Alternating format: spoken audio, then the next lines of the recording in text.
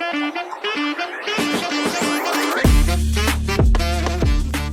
Okay, so I don't know if you have the time. I would love, for you to at least give us maybe like the top 10, the player rankings. Let us know, this top prospects that we're about to see come, April 24. And also after that, would love for you to also give us and the audience, your mock draft, paint a picture for us.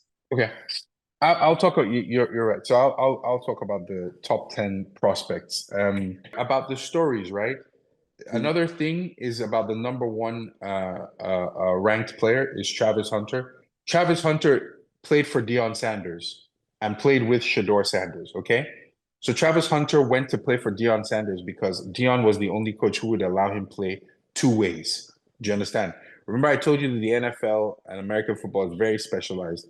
They like having people play in specialized positions, right? But Yes.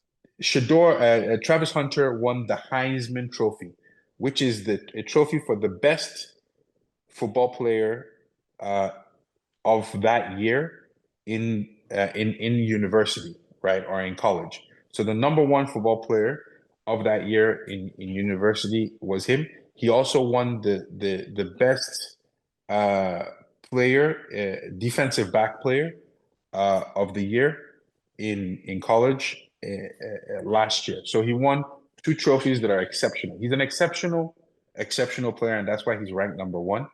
So he's from Palm Beach, West Palm Beach, Florida, and he played in Colorado, and he played wide receiver and defensive back. One of the stories has been, oh, if a team picks him, which position will they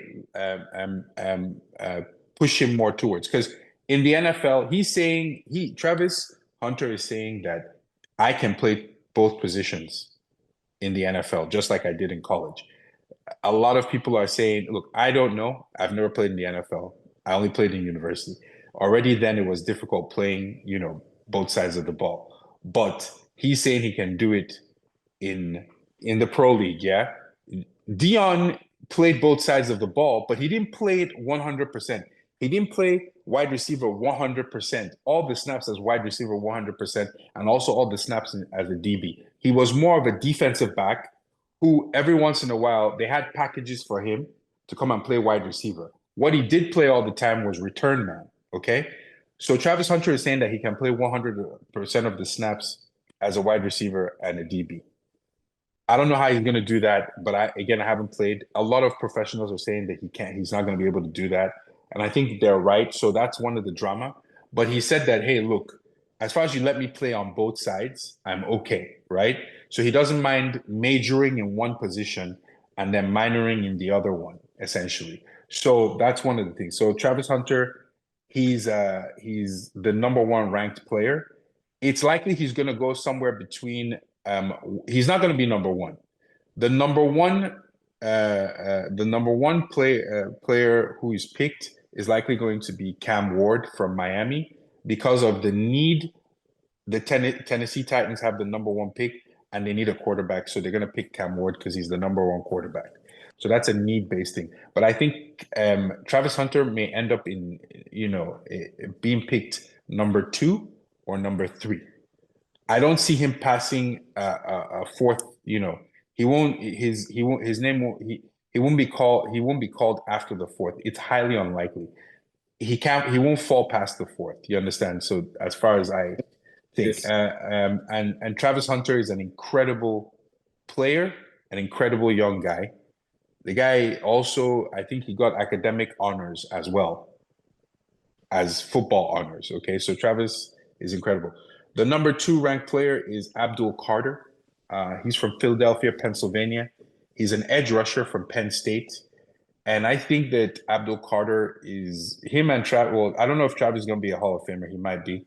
But I think Abdul Carter has the potential to be a Hall of Famer. He's an exceptional edge rusher, and he's likely to be picked between 5 and 12. The guy is fast, strong. I think he's about 255 pounds, right? And he's 6 foot 3. He's got long arms.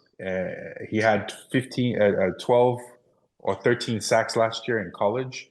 The guy is just a bull. He's a man among boys when in college. That's what he was, right?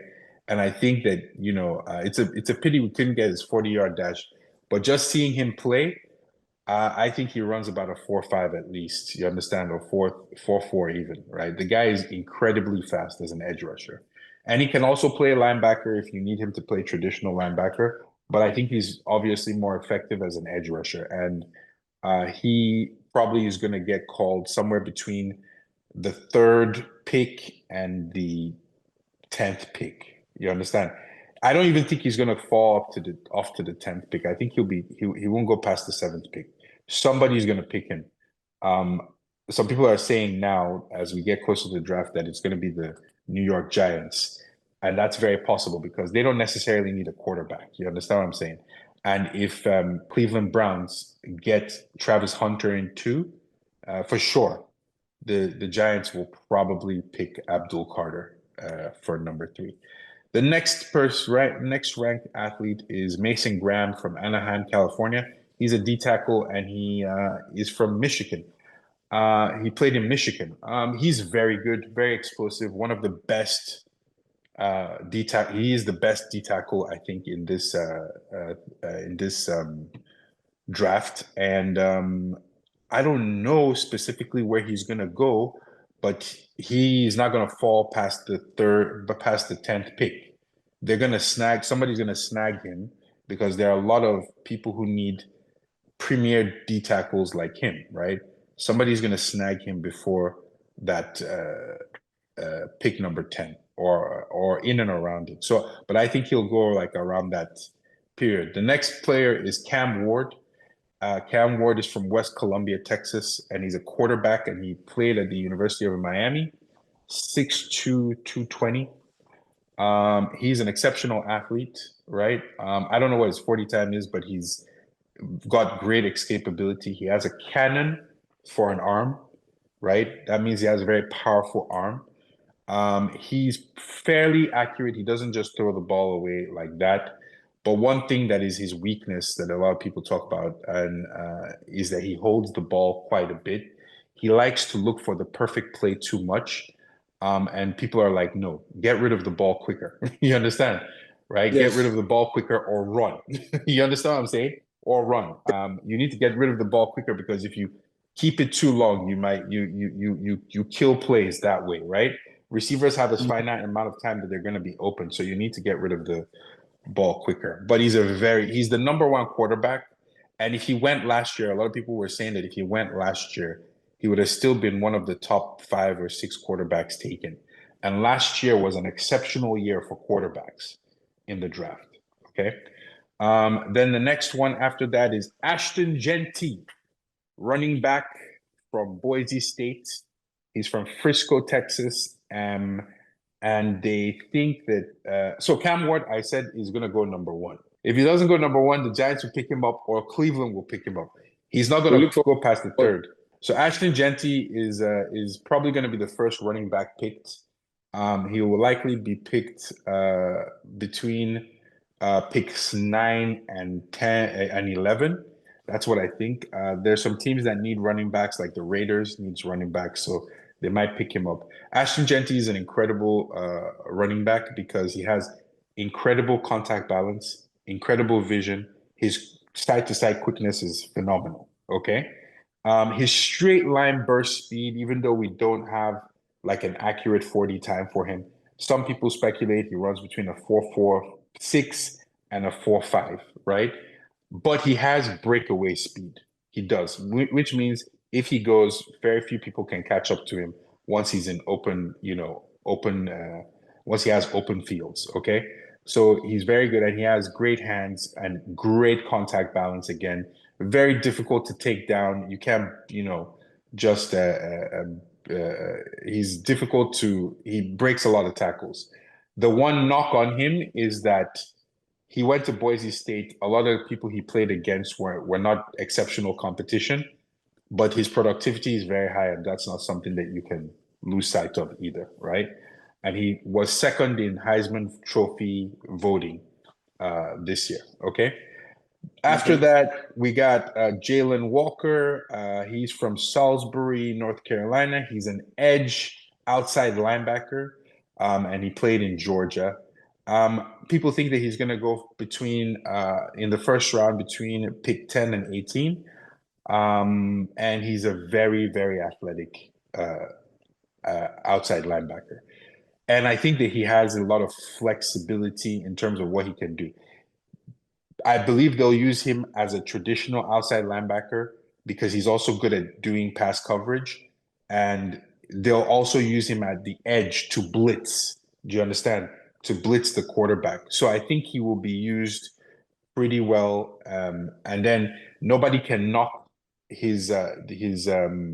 the level of competition. The level of competition was very good because he was in the SEC.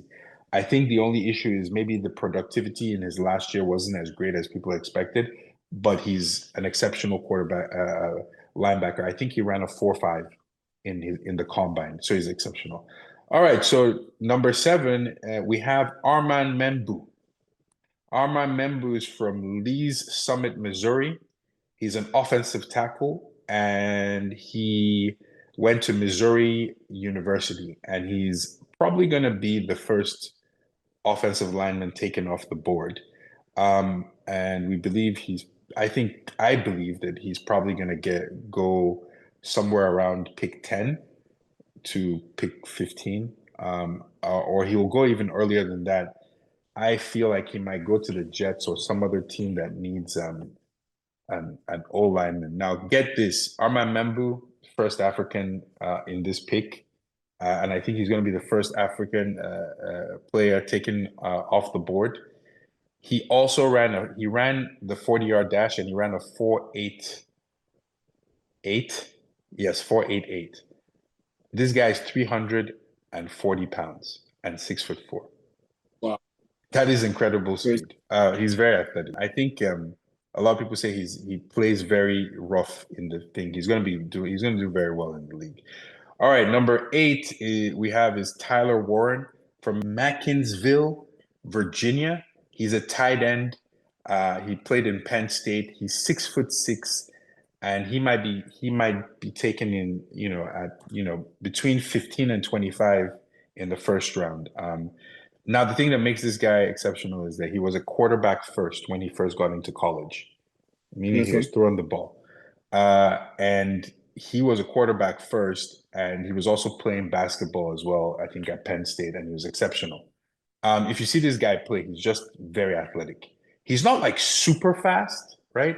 But he can do all these things with his body, jump so high, throw the ball, do this, run, break tackles. He has incredible hands. I think the only knock on him that they've said is that, okay, his blocking ability is not as good as they would like it, right? But that's something he can learn a little bit more in the NFL. He will have to learn how to block in the NFL. That's, the NFL does not, everybody has to block, even wide receivers. You understand? You have to learn how to block. So he'll figure it out. Number 9 is our guy, Shedeur Sanders. You already know about him. Shedeur Sanders was born in and was raised in Bel Air, Texas. He's a quarterback. He's 6'1.5", and he's I think 210 pounds, somewhere around there. He's gonna go in the first round, and I feel like he's either gonna go to one of these two teams. He's either gonna be picked 9th in pick 9 to New Orleans Saints, or he's gonna go to Pittsburgh in pick number 21. So that's where I think he's gonna go. He also has a chance of being picked by the New York Giants, but I just don't think that it's likely, right? Because they already have their quarterbacks. You understand?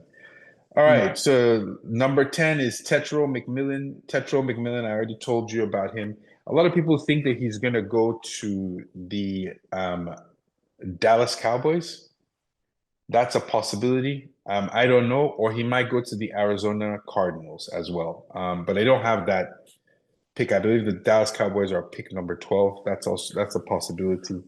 Outside of that, I think there's so many others. I'll just like to do some honorable mentions. The other Nigerians in the first round, or the Africans in the first round, who all happen to be Nigerian, to be honest. So Nick Emanwori is a safety. He's from Irmo, South Carolina. He played for South Carolina University. He's 6'3", 224 pounds. He's built like a linebacker. That's linebacker size, okay? But he's a Okay. safety, and he ran a 4.38 in the 40-yard dash. He had a Okay. 44, was it 42-inch vertical. He ran a 4.38, had a 42-inch vertical, and this guy is just a stacked human being. You know, even if you look at his productivity, what the reason why people think he will succeed in the NFL is because he played in the SEC, South Carolina University. The Gamecocks are in the SEC. His productivity wasn't bad. You understand? It wasn't exceptional, but it wasn't bad. I think he had like somewhere like 3 picks as a safety, and then he's a tackling safety. He actually plays more like a strong safety, even though he's built height wise like a free safety. You understand? But he plays more like a strong safety, and I think they'll use him like that, and they'll use him also as a coverage linebacker. He's just incredible. All right. Then we have Donovan Ezeraku. So Donovan Ezeraku is another Nigerian being picked in the first round, who's likely to be picked in the first round. If he doesn't get picked in the first round, it's going to be early second round. But he's an exceptional edge rusher. He's from Williamstown, New Jersey. He played for Boston College. He's 6'2". He's about 248, 250 pounds. Yeah, so he's likely to get picked like late first round, early second round. Late first round, early second round. All right. And Okay. he's very strong, he's very fast. He ran like a 4.58 or something like that in the 40-yard dash, or 4.6. Still pretty fast. Has very long arms. Remember, I was telling you about long arms for edges. Yes. We have Emeka Ebuka, right? From Steilacoom, Washington. I don't know where that is, but I know where Washington State is. And he was a wide receiver for Ohio State. Very, very good. I call him a route tacticianer. Okay. So he's very good at running routes. He looks like some people also say he's like kind of like there's this wide receiver who also went to his college, to his university. They both played together actually, but that guy left for the NFL 2 years earlier. He's also another African, Jackson Smith and Jigba. Okay. Jackson Smith and Jigba is an exceptional, and he's like the number one receiver with the Seattle Seahawks right now. They play very similarly, but I think Jackson Smith and Jigba is a little bit better because he's just a bit stronger and more forceful and more deliberate in the way he moves, right? I think that Okay. Emeka Ebuka, if he's going to be picked, he'll be late first round, early second round. And I feel like the perfect place for him to go, my opinion, there's one perfect team. I think if he goes to Kansas City, right? Or not Baltimore, but a place like the LA Rams would be a good place for him to go and play, because their game is built on guys who are like that, right? Guys who are route tacticians, you understand? And always Yeah. Patrick Mahomes loves throwing to route tacticians. So that's it for these guys in the rankings. Let's do the mock draft. So the mock draft I have the Titans who have the first pick taking Cam Ward. I've always said that I think everybody thinks that that's 90% done by now. I have the Cleveland Browns taking Travis Hunter, who's a cornerback wide receiver from Colorado. I have the New York Giants taking Abdul Carter, edge from Penn State. By the way, I have a bias towards the New York Giants because they're the team I support. If you Okay. can't see it, it's right here. The team I support, so I always look at what they're doing. Then and I really hate the Dallas Cowboys because we're in the same conference. So just so you know. So Okay. anyways, the New England Patriots will take Will Campbell, who's a offensive lineman from LSU. I have the Jaguars taking Mason Graham. I have the Las Vegas Raiders taking Will Johnson, cornerback. I have the New York Jets taking Armand Membu, offensive tackle. I have the Carolina Panthers taking Tetro McMillan. Yes, that actually makes more sense than him going to Dallas for me, because I think the Panthers really need a receiver who is, long and big and dynamic like that, right? Even though we have Okay. questions about his speed and talent, but I mean, I think he works perfectly. The New Orleans Saints, like I'm almost 80% sure, not 80%, it's still 50-50. No, Okay. more like 60 or 70% sure that Shador Sanders is going to be picked by the New Orleans Saints. The reason why is because their main quarterback, Derek Carr, just got his throwing shoulder he was announced he got an injury in his throwing shoulder just a few days Yeah. ago. I mean, it didn't happen a few days ago, but it was announced a few days ago. So for sure, the New Orleans Saints are going to be looking at a quarterback, and plus they wanted. They're probably Derek Carr was probably going to leave next year, so they're looking for somebody to come in and replace him, basically. All right, so they're gonna Mm. get Shador Sanders, or there's another quarterback I think they might get, but he's not part of my main mock draft. The Chicago Bears are going to get Ashton Genty, Boise State. That's a big possibility because they don't have a dynamic running back. Well, they do have a decent running back. They don't have a dynamic running back. And they think I think that Ashton Genty will bring in that dynamism. San Francisco 49ers, they select Malachi Starks, safety from Georgia. Dallas Cowboys will pick Matthew Golden, wide receiver. This makes a lot of sense because Matthew Golden is basically a speedster, okay? And the wide receiver they have right now Okay. in with the Cowboys is not necessarily a speedster. He's a tactician. He's a route tactician. You understand what I'm saying? He's an Yes. exceptional wide receiver, but he's a route tactician.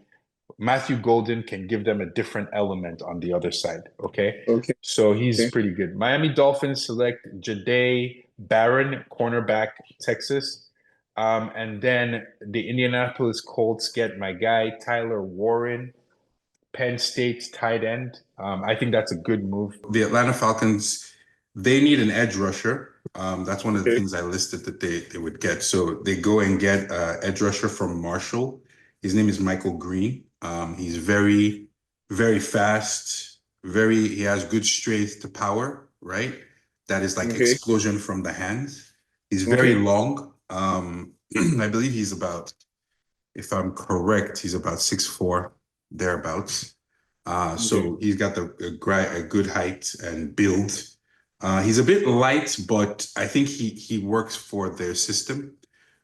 He can do speed rushing. He can do a little bit of power rushing as well. I think there should be a video of him when he was in the Senior Bowl that he just demolished a guy who was like 330 pounds or whatever in the Senior Bowl, and he just ran over the dude, right? And that guy Oh, is also in this NFL draft. So I mean, yeah. So my green, and then after that we've got pick number 16. I've got the Arizona Cardinals. I switched it up a bit. I have the okay. Arizona Cardinals getting a guy called Calvin Banks Jr. from Texas, an offensive lineman. Originally, I had them getting Tyler Booker from Alabama, but I switched it, and I felt that Calvin Banks Jr. fit the Arizona Cardinals system a little bit a little bit better. Okay. And then I switched and I put Tyler Booker with the Cincinnati Bengals. Now the Cincinnati Bengals need a lot of help. I think they should get 2 offensive linemen, but if they get 2 offensive linemen, they only have 3 more picks to get other ones. But I think that that's probably what they need to do, both offensive and defensive linemen. Maybe they can get an offensive lineman in the like I've had them here getting Tyler Booker from Alabama. I think maybe they can get Tyler Booker first, and then in the next round they get a defensive tackle in the second round, and in the third round they try to get a young guard that can, within a year or two, fill in and become a top player in the league in the third round, because they don't Okay. have a lot of room for error. And then after that, fourth round, you don't really you have to find gems in the fourth round at certain positions, right? Which is one of the positions I think they're looking for. If they're trying to get an edge in the fourth round, they might do well. I'm sorry, it's just the Cincinnati Bengals. I know why they did what they did, and maybe it's okay. Maybe it was to sell tickets, but they're gonna lose very close games because they did not get defensive players, or because they kept T Higgins on the team. They could have traded him and got three more veteran defensive players that would have shored up their team, but they decided not to. Let me move on. Pick 18, the Cincinnati Bengals pick Walter Nolan, defensive tackle, Mississippi. That's one of their needs. I wouldn't have, I couldn't put it, when the way these mock drafts happen is you look at the players who are available at that stage, right?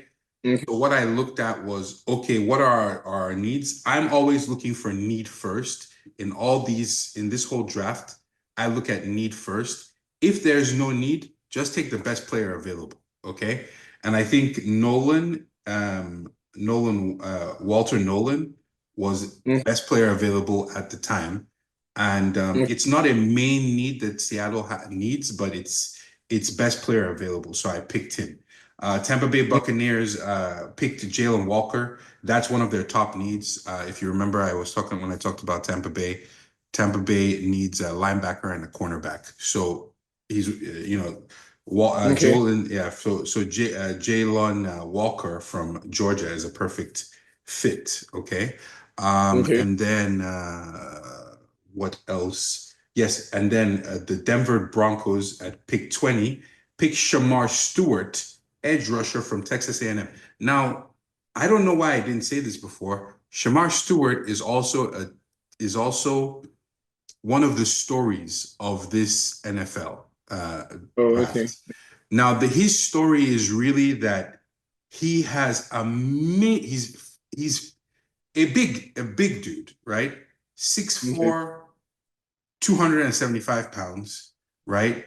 And he ran a 4.5, which is a ridiculous. He's an edge rusher, right? So you can imagine somebody you're a quarterback or you're a running back who's 200 and maybe you're like regular 200 pounds.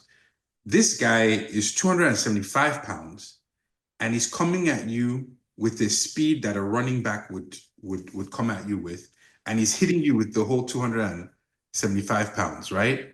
Do you understand? 275 pounds. It's crazy. So he has exceptional athletic testing that he did in the combine. The issue was his productivity. Okay. Do you understand? Okay. Now, remember I said productivity, it matters, but it doesn't matter as much as the difficulty of schedule or the difficulty of the competition that you play. So Shamar Stewart, the issue that people are having with him is saying, okay, who's going to take a chance on this guy who doesn't have a lot of productivity? But he played every game, he was healthy every game, and he started every game. He didn't have enough sacks, right? I think he had only like 4 in 2 years, which is not good at all, right? He didn't have a lot of sacks. And so they're like, his productivity is too low to justify bringing him in. However, the competition, because he played for Texas A&M, I think which is in the SEC, the competition, or the Big 12, I believe. No, SEC. The competition that he played against was good enough, and it's okay enough to justify picking him in round 1, right? The problem is, how low are you going to pick him? And if you're a team that can afford to pick someone like that, who is somewhat of a project. So the thing is that he's a bit of a project, and you need to take your time to, kind of mold him into the edge rusher that you want him to be, so he can be more productive. And it's been done. But, if you're a GM on the hot seat, you're not picking this guy. You can only pick this guy if you're a coach and a GM that are completely okay with where you are. You're not on the hot seat. Your guy is not going to fire you tomorrow. You understand what I'm saying? If you make the wrong pick. Yeah. So I think that him going to the Broncos is perfect, because the Broncos, they need an edge rusher and a D tackle. It's not one of their priority things, but they can take him because he's best player available. and he's something that they want anyways. Plus, their number one pick is a running back. And this running back class, you can get an exceptional running back between the second round and the fifth round because of how deep the running back class is. There are plenty gems. So you shouldn't be in a hurry to pick a running back, and you shouldn't use your first round pick for a running back in round one. And then the other positions that the Denver Broncos needed, which is wide receiver and cornerback, you can get that in 2 and 3. You can still pick a fantastic running back in round 4 because of the depth of how many great running backs they have in this class, right? So they picked. That's also a pick for best player available, which I told you before is the most ideal thing to do, right? Best player available, because the idea is that good players will always make your team good. All right, moving on. 21st pick, Pittsburgh Steelers.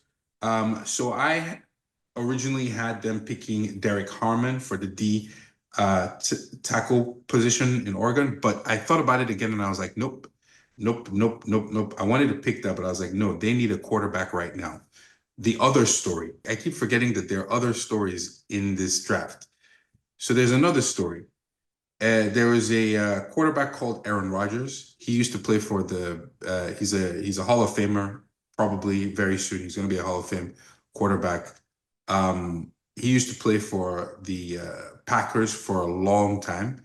But Aaron Rodgers is an acquired taste, and he has his antics. So at a certain point in time, teams just burn. He burned bridges with the Packers, and then he moved to the New York Jets, and then that was also a disaster. Essentially, it didn't go the way both parties wanted it to go, and then he left the New York Jets, and this season he was being courted by a whole bunch of different teams, including the Giants, right?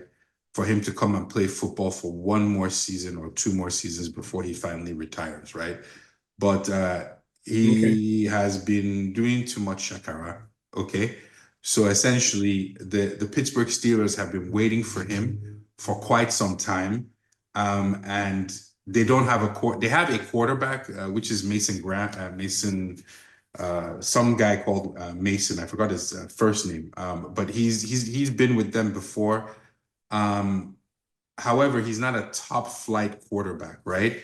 So the Steelers need a quarterback. They're not going to find a great quarterback, I don't think, with their pick in pick 2, right? That will be more of that's more of a chance move if you do that, right? So if you want to have a higher chance of getting a starting quarterback that will start now, you pick them in round 1. And this guy called Jackson Dart from University of Mississippi, has been moving up the draft boards for the last 2 weeks, right? People are really falling in love with the guy. I personally am not, but I think he's a decent quarterback. I do think Shador is better than him, and if Shador was available at this point, Pittsburgh, he's a better fit for Pittsburgh than Jackson Dart. You understand what I'm saying? But if he's not available, Pittsburgh can pick Jackson Dart, and he can come in, and even if he doesn't start in the beginning, he can learn behind a veteran, and then before the end of the season, he can take over. So I have them picking Jackson Dart, and the story is the Pittsburgh Steelers did not have a quarterback, right? Matter of fact, one of the quarterbacks that's playing for my team, the Giants, right now, Russell Wilson, was playing for them last year, and he wanted to go back, but they kind of like were flirting with what's his name, Aaron Rodgers, and then Aaron Rodgers kind of messed them up, and then they let Russell Wilson go and get a deal with the Giants, right? So then they kind of like had nothing at all. And then their other quarterback who they were going to use go with for this season, Justin Fields, he wanted more money, and they said they weren't going to give him that much money.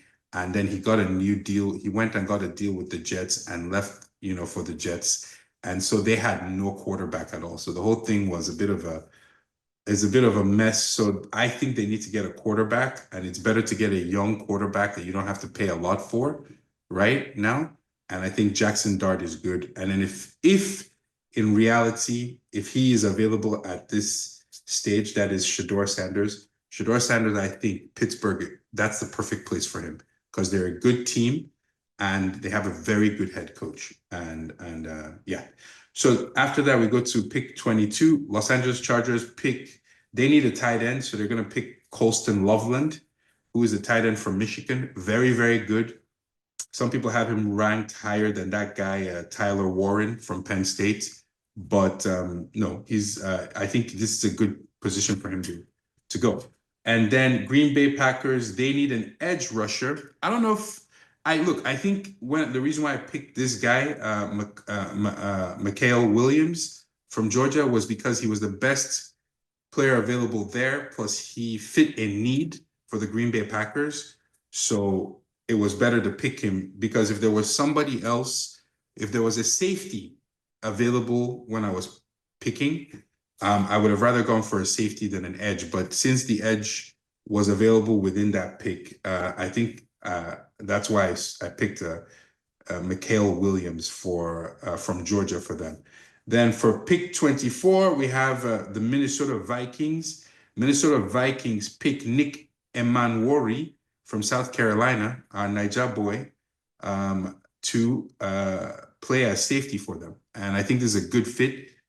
I think he can fit in most systems, but it's a fantastic fit because their former I forgot his name. I'm forgetting his name now, but he's probably going to be he's likely going to be called up to the Hall of Fame, but he's their current safety. He's kind of aging out. Him and other DBs in Minnesota are aging out, and they need some fresh blood in Minnesota that will help them, strengthen their defense. And their defense is a solid defense. So I think Nick Emanwori is going to go there and be part of the add to their defense, along with learning from one of the best defensive coordinators in the league right now. So we go to pick 22, Houston Texans. They pick an offensive tackle because they need offensive tackles. They pick Josh Simmons from Ohio State. We go to pick 26, the Los Angeles Rams. They need a linebacker. I don't know if it wasn't the biggest need they had, but the thing about it was their top 3 need. So I gave them Jihad Campbell. Jihad Campbell was the best player available there. There were no good safeties at that time when I was looking.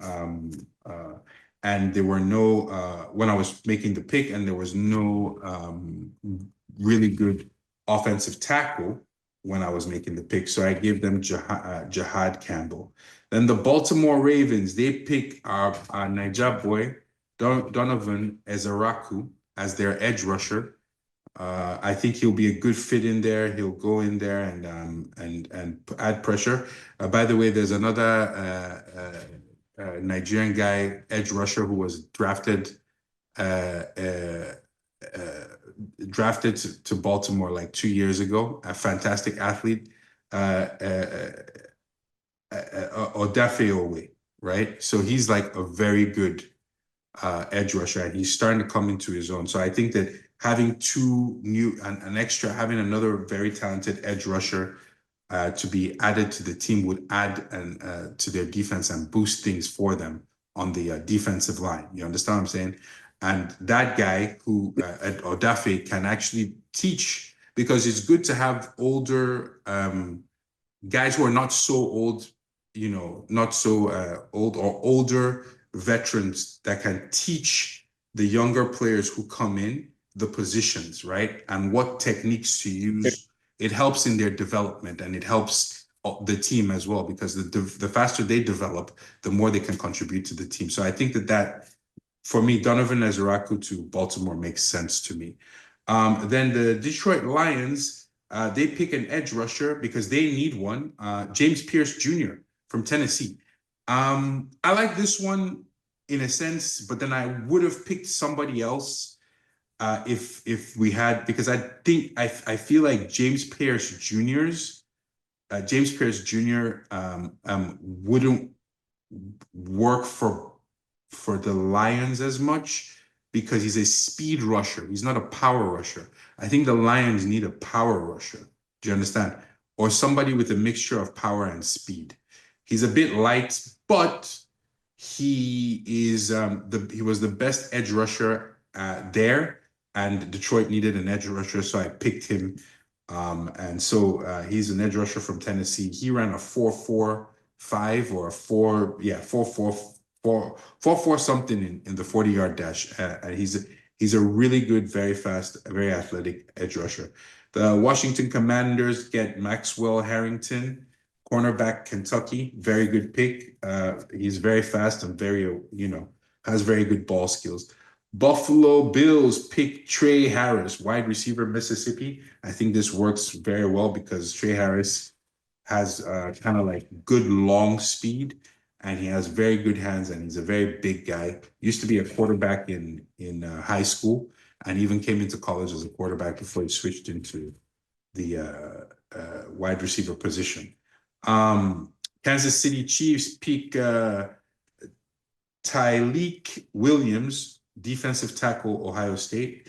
And then Philadelphia Eagles pick Xavier Watt to add to their defensive back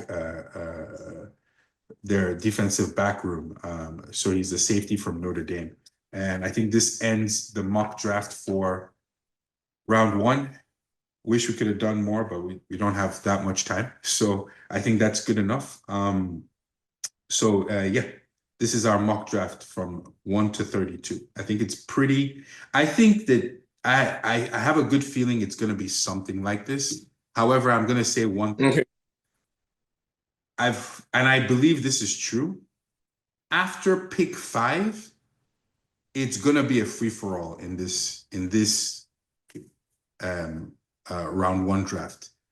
So it could end up being like this, or it could completely be the opposite thing that happens after pick 5, meaning like it's a flat. So when they say it's a flat draft. Teams that need certain things may not even look at certain things at all. They may just say, you know what, let's just draft the best player available, or let's just get this guy, don't worry, it'll sell tickets, or let's just get this guy, don't worry, we'll develop him. So things could end up being like what I have in my mock draft, or it could be completely different. After pick 5, we don't know what's going on. The one thing that I do feel, though, I feel the Jets will take Armand Membu. That one I feel, right? And I know I'm 90% sure the Tennessee Titans will pick Cam Ward. Where everybody else is going to go, you understand what I'm saying? We're not 100% sure. Yeah. Yeah, we're All right. not 100% sure. Yeah. Definitely, interesting conversation about the mock draft.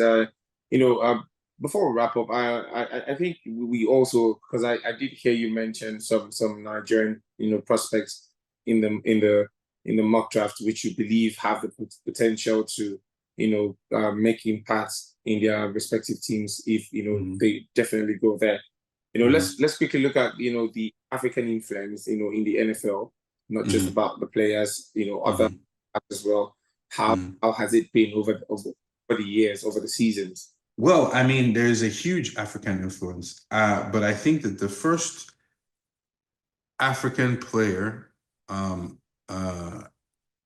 that was drafted into the NFL was a guy by the name of Christian. I could be wrong, but I think that he was the first, or at least the one that is popularly known, the Nigerian Nightmare, Christian Okoye. All right, I don't know if you've ever heard of him, but he. Yep.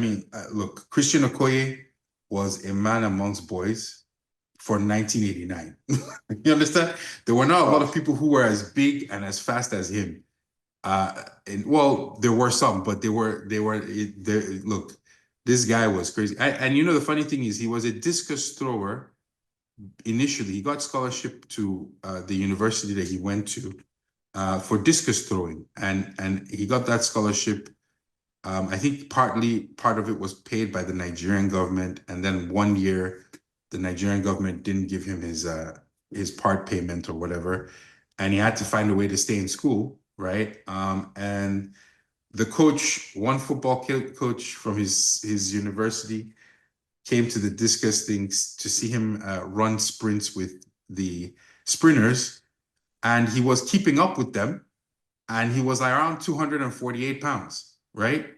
But he was keeping up with sprinters, guys who were planning to, who are half his size. You understand? He wasn't beating them, but he was, he was close to them. And the guy said, wait, hold on. What are you doing? He said, oh, I'm a discus thrower, but I can't throw discus right now because I can't. My country was supposed to send part of my school fees, and I unfortunately wasn't able to get it from them. There was some kind of issue we're having. But he's like, son, why don't you come and play for the football team? I can guarantee you we'll give you a scholarship. See, sometimes they just do it based on size and like speed. They'll be like, oh, this guy runs and he's big, and they're like, we'll give you scholarship. Don't worry. They can justify it always. So he went on there and he destroyed everybody, and he got a scholarship, to play American football, and he got drafted to the Kansas City Chiefs in 1989. I think he played like 5-6 years. After 6 years, he hung up his boots because he was like, he wanted to do something else. But he's always been a part of Kansas City's like PR team, you understand? And people love seeing him around. I think he even was working for their front office at one point in time. But as far as the African influence, so I think he's the one who kind of spearheaded all, a lot of these things. I remember when I was playing, when I first moved to the US to play, when I first started playing American football in high school, a lot of the kids were like, oh, do you know, you're Nigerian? Do you know this guy, Christian Okoye, the Nigerian Nightmare? I'm like, oh, I don't know this guy. So I had to go and look it up, right? And then my uncle was like, yeah, Christian Okoye was fantastic. He was a great guy. Blah, blah. So I had to look it up. So he kind of spearheaded a lot of these things for guys. Because I remember a few other Africans and Nigerians playing while I was playing, but I think now it's like we're all over the place. As far as the NFL is concerned, currently, the NFL has about 130 players of Nigerian heritage. I believe about 6 of Cameroonian heritage. So this 130 are across 32 teams that are in the NFL. This 6 from Cameroonian heritage. I could be wrong about the Cameroonian, because there's nothing you can't. It's a bit difficult to specifically find unless you go and do it yourself specifically. But I could be wrong about the 6. It could be more than that. But there are about currently 6 of Cameroonian heritage, 10 of Ghanaian heritage across the NFL, 4 of Ivorian heritage across the NFL. I believe there's also 3 of Sierra Leonean heritage. There is 7 of, I said 4 of Ivorian heritage. There's 7 of East African and South African heritage. And I believe I saw 1 or 2 of Kenyan heritage, right? So there are a lot, okay? There are a lot of Africans in the NFL that either came in from the university system, right? Or they came in from the international pipeline, right? But I think more come in from the university system than from the international pipeline. You understand what I'm saying? And in this draft alone, in the last draft, I think I don't know if I mentioned this before, there were 13 Africans drafted, or 13 players of African descent that were drafted last in the 2024 draft. This year, there are 17 that could potentially be drafted and are likely going to be drafted. If not 17, at least 16. And about 11. So about 11 are Nigerian, right? That's a significant amount. 17 are getting drafted, and I'll just list them out. You have Jeffrey Bassa, who's most of these guys, 90% of them, 90% of them were born in the United States. Okay, they don't, if you talk to them normally, they probably consider themselves American. They don't talk about all that, but they are of this background, right? So Jeffrey Bassa the country, the African country he's from is Cameroon. His position, he's a linebacker. He's from Oregon. He's 22 years old, likely going to be drafted in the 4th round. You have Marcus Mbo. Mbo is from Cameroon. He's an offensive tackle. He played in Purdue, and he's 24 years of age. He's likely going to be drafted in the 2nd round. Then you have Andrew Mukuba, who's from Zimbabwe. He's a safety and a DB. He played for Texas, and he's 22 years old, likely going to be picked up in the 3rd round. Mukubu is actually look, these guys are very good. If you're getting drafted in the 3rd, 2nd, and 4th, they think highly of you. All right. Then you have Chimere Dike. Obviously, country is Nigerian. He's a wide receiver. He played for Florida. He's 23 years old, likely going to be drafted in the 4th round. But I got to tell you, Chimere Dike, I saw him during the combine. I watched him. The fastest guy, one of the fastest guys I've seen. You understand? I think he ran a 4.3, 4.34. He's a wide receiver, 4.34, 4.34. Amazing. He didn't have a lot of productivity in college, right? But again, I think he's going to be picked in the 4th round, which isn't bad. But I think he will do a lot more in the NFL because of traits. You understand? He has good traits, athleticism, hands, and at the very least, he'll be an amazing punt returner. You understand? Then we have Kyle Monongai, who's Cameroonian. He's a running back. He's been very productive in the NFL. He went to, and then in the college football, in college football, he went to Rutgers. He's 23 and a half years old, likely going in the 7th round because the running back class is extremely deep. And also he had a very bad 40 time. Okay. Remember, I was telling you that running back should run about 4.6. Okay. Monongai ran a 4.66, and that's not very good. That's why he dipped. And remember that in normal years, he wouldn't have dipped to the 7th round. But this is an extremely, extremely deep running back draft class, right? So he dipped all the way to the 7th round. He'll still be picked, but whoever picks him will get a gem of a player. You understand? Because his vision is really good. His quickness is exceptional. And the only issue that we had with him was his damn 40, man. I don't know why he had to go and run like that. Then we have Phil Maffa.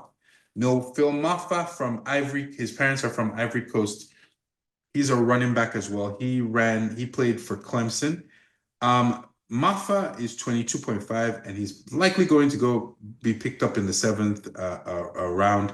However, again, like I said before, Maffa is being picked in the 7th round. His combine was great. He has decent productivity in college, even though he shared carries with somebody else. The issue is this running back class is very, very deep. That's why he's being picked in the 7th round. So people will be chopping running backs and good running backs up until the 7th round. This is like a running back buffet this year. If you don't get a good running back this year, you're a terrible GM. You understand what I'm saying? So, yeah. So that's what it is. So RJ Obeyne is, I believe, is Cameroonian. I could be wrong, but I believe is Cameroonian. He's a D tackle. He's a D tackle and also plays edge or defensive end. He actually RJ Obeyne's father played in the NFL as well. I don't remember what year, but I remember I seen something about his father playing in the NFL. So he's got pedigree. You understand? Anyway, he's 22 years old, and he's going to be selected either in the late 6th or early 7th. I think he'll probably be selected in the mid 6th round, right? A team will pick him up, especially because he's got NFL pedigree. So that's another thing. If your family played in the NFL, somebody's going to pick you up, right? Because you have the genes, the football genes, right? And then also there's the connections and all that stuff. So some nepotism does exist, but I think what they look at is the football genes. You understand? This guy is from an athletic background, and he already made it this far. It's not like he got to university and quit. He already made it this far. So he has the ability, he has the know-how to play. He has the know-how to play professional football because he probably learned it from his family member. You understand? So there are plenty of family members that are in the thing. So Bilal Kune, I think, Bilal Kune, I believe he's from Burkina Faso and Mali, or his background is Burkina Faso and Mali, and he's a defensive back. He's from Western Kentucky. He's 24 years old, likely going to go in the late 6th round. Then we have Ahmed. I know he's not really African. I mean, but he is Ahmed Husseinin, and this guy's an interesting story. I'll tell you why. He's Egyptian. He's a D tackle. He's an edge rusher. He went to Boise State. I think he's around 24, 25, and he's likely going to go in the 6th round. Whoever picks up this guy, bloody steal. The reason why, he's only played football for 2 years in his life. Okay?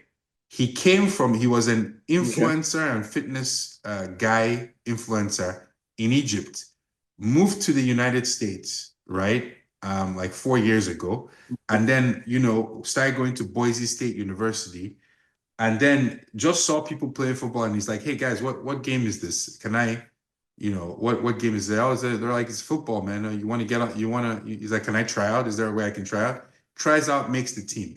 Then he plays for 2 years. Okay. So his football knowledge is still pretty green. He now goes to the combine. And at the size of 260, 270 pounds, he runs a 4.68. You understand? 4.68.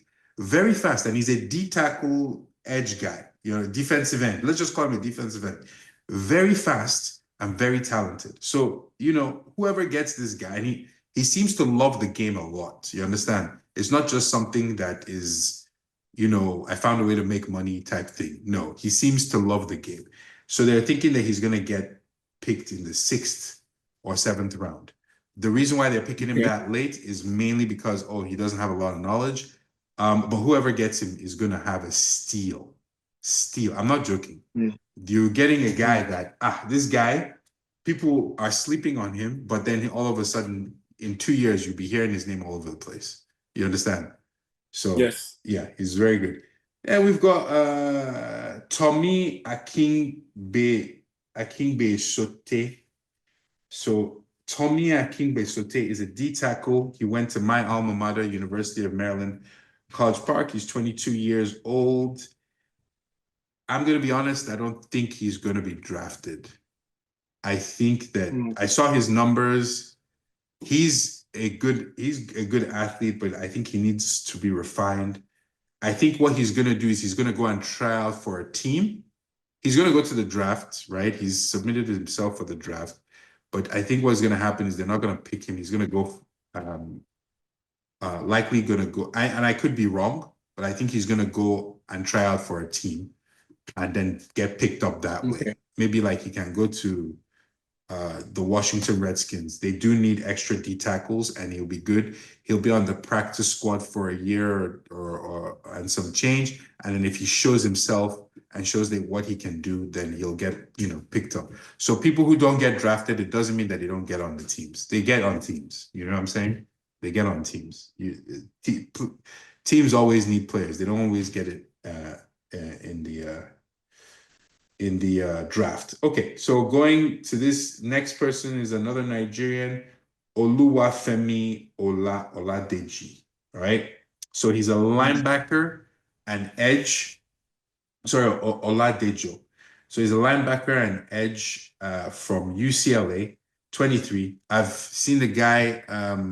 He's really big. He's about 260 something pounds, about 6'2". And they just took him, said, okay, guy, we're no longer going to keep you as an inside traditional linebacker. We're going to put you at the edge. You understand? So he became an edge this year, and he was very, very productive. And he's likely going to be called up in the 3rd or 4th round. He keeps moving up draft boards. Last week, he was in the 5th round. That's what they projected. This week, he's now in the 3rd and 4th round. So he keeps moving up, and he's very fast as well. He doesn't, like 4.6 something. He's still pretty fast and pretty athletic. Then obviously we have Nick Emanwori. You already know what I think about him. He's going to go in the first round. He won't pass the second round. He's definitely going to be picked before the second round is over, right? But likely he'll be picked in the first or early second round. And then Armand Membu, you know, I told you about him. He's not going to pass. I don't think he's going to pass round 4. He's not going to pass pick 14 in round 1. I don't think so. So then we have this guy, Alec Ayomanor. That one's he's Nigerian. I think that's Edo. I think that's an Edo name, Ayomanor. It's an interesting one, but he doesn't claim Nigeria. He claims Canada, man. Be like Popsy just ditched the guy. Be like say Popsy just ditched the guy. It's always a story. That's what I think. I don't know. He doesn't claim Nigeria, man. He just claims Canada, yo. That's just the story. I don't know the story. He will tell us the story once he enters the NFL. We'll find out. So he reps Canada, yo. He went to Stanford. He's a fantastic wide receiver. He tested very well. And I also think that he is a steal because he should be in round 1.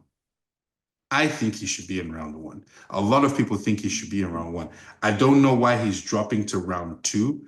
Maybe it was the conference that he played in, which is the Big 12. But the Big 12 is not a terrible, or the ACC, I think. Is that where Stanford is? I think it's the conference, but the Big 12 is not a bad conference. But the thing I want to say about this guy, Alec Ayomanor, Alec was able to soundly beat what's this guy's name? Travis Hunter on a one, last year when he played him last year. Soundly I think he caught 15 balls for 200 and something yards, which is an exceptional amount. People were saying that Travis Hunter, because he was injured last year, he was just recovering from his injury, and that's very possible, but he still caught for like another 100 and something this year against, Colorado, Travis Hunter and Colorado. So I think Alec is a sleeper guy. He should have been in the first round. Don't know why he's not there, but he won't go past the second round. And then we have Donovan Ezraku. Donovan's obviously is Nigerian, edge rusher, Colorado, Boston College, 22 years old. He won't get past. I don't. In my own mock draft, he's picked in the first round, but if he doesn't get picked in that first round, which is very possible, he's going to be picked early to mid second round. Okay, and then we got another guy. This guy is Princely Umamialan. I think I'm mispronouncing it. I should know how to pronounce it. It's a Nigerian name, but Princely is an edge rusher, and I think he can go in the first round. I have him here in the second or third round, but I think that somebody is going to get very excited about Princely Umamialan, and say, you know what, screw it. I'm going to pick this guy up here. You understand? So, and he went to Mississippi, University of Mississippi, and a lot of people are excited about him. Then we're going to conclude with Emeka Ebuka. Emeka Ebuka, like I said, went to University of Ohio State University. Fantastic route runner. You understand? He has speed. Don't get me wrong. It's just that I think that he wins with his route running, which means like the thing that makes him special is his route running. And I think that if he goes to the right team, right, that emphasizes that. And that's why I really hope he gets picked up either by the Rams, Kansas City, or even Pittsburgh, right? There are teams that emphasize and like receivers like that are good route runners, and they emphasize that route running. He'll only become better. You understand? I mean, another place that he could go, it could be what do you call it, Seattle, but they have somebody like him already there. You understand? Jackson Smith and Jigba and him are like clones of each other. You understand what I'm saying?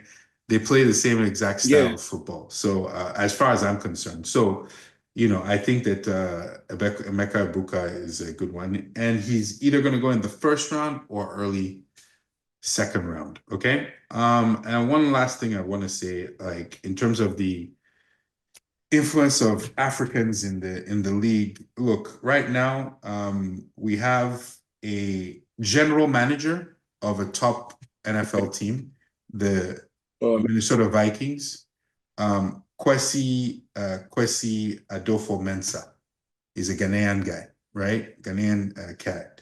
Had no relationship with football before. I think he used to do stocks or something like that, or he was in some Wall Street or whatever. But somehow because of his love of football, he got pulled in and he became an executive first in another team, and then became a general manager in in Minnesota. And the guy is fantastic. Ever since he has become the general manager, he brought in the right coach, Kevin O'Donnell, and Kevin O'Donnell has basically changed, really changed. I think Kevin O'Donnell was there before he got. Anyway, he doesn't misstep. Kwesi Adolfo-Mensah is fantastic. And then we have a coach for the Panthers, the Carolina Panthers. The defensive coordinator is a Niger guy, Ejiro Evero. You understand? You can't get any more Nigerian than that name. You understand what I'm saying? But he's a fantastic, and I think he's gonna be in the next 2 years. We're gonna do this thing again. In the next 2 years, you will hear that this guy has become a head coach of a team. He'll be like the Ime Udoka. How Ime Udoka is for basketball. Amazing. He'll be that for football. He is highly regarded as a defensive coordinator and as a coach. 2 years, you will hear that this guy has become a head coach of a team. He'll be like the Ime Udoka. How Ime Udoka is for basketball. Amazing. He'll be that for football. He is highly regarded as a defensive coordinator and as a coach. That would be lovely. That would be amazing. And this has been very insightful, getting to find more about the NFL. And the draft is just about 2 days from now. I'll be personally looking to, most of the drafts, especially Nigerian prospects, even those that are refusing to affiliate themselves with Nigeria. You mean like our boy, our Canadian boy? We're still going to them, because they're still Nigerian from this part of the world. It has been an amazing, Mr. Scott, all the way from Washington for time. Thank you. Because on the NFL, I think in this part of the world, people are beginning to fall in love with the game, and this would act as, an insight, for them to know what's coming up, come this season. I must really appreciate you, and hopefully we get to do more of this, when the season kickstarts. We have. Let me say this. There's a lot we can do. We can, there's so many things, and football has so many. American football has so many branches to it. Another thing I want to say is that American football, I think, is one of the fastest growing sports in the world, right? Because in 2028 they're going to have it as an Olympic sport in the Olympics held in LA. Now, I think part of that is the fact that they're holding it in America, and football is an American sport, but it's very popular. I mean, for God's sakes, you interviewed somebody who's part of a football league, a flag football league in Nigeria. I was part of that flag football league. You understand? In Lagos, there's another flag football league in Abuja, right? And I believe there's flag football leagues in Accra, Ghana. You understand? And I also believe that there's an African-wide body that what do you call it? That governs professional or semi-professional flag football, right? And they're the ones who are going to set up the tournament for qualifying countries that and teams that will go to the Olympics. You understand what I'm saying? So it's become very popular. the international pipeline for entering the NFL has become way popular. In America, it's the #1 sport, hands down. It's 41% of the sports watching public prefers watching American football. Okay, in America, right? Okay. And then the next sport after that is whatever. And with the NFL going to different countries, like they went to Brazil this past year to host a game. They're always in London hosting a game. So with the NFL going to different countries across the world to host football matches, it's becoming exceptionally, like it's not something you can kind of like ignore. Like there's interest everywhere. You understand? So I think there's a lot we can do. And then when the league Yeah. when the league starts, we can do things like fantasy. As it gets closer, we can do fantasy football and all that stuff. So yeah, I'm sure looking forward to doing that. Thank you so much once again. Yeah. And I'm sure our audience, would really find this helpful. And to our listeners, don't forget to like, share, and subscribe. And also, follow the page. You can share to your friends who love flag football and the NFL. Thank you so much, Mr. Scott. It was nice having you on Sidelines. And Yeah. just like I said, we're looking forward to having you when the season starts. Of course. Thank you very much, and I thank you for your patience with me going through all this. It's a lot of information to go through, but I appreciate it. Thank you. Thank you.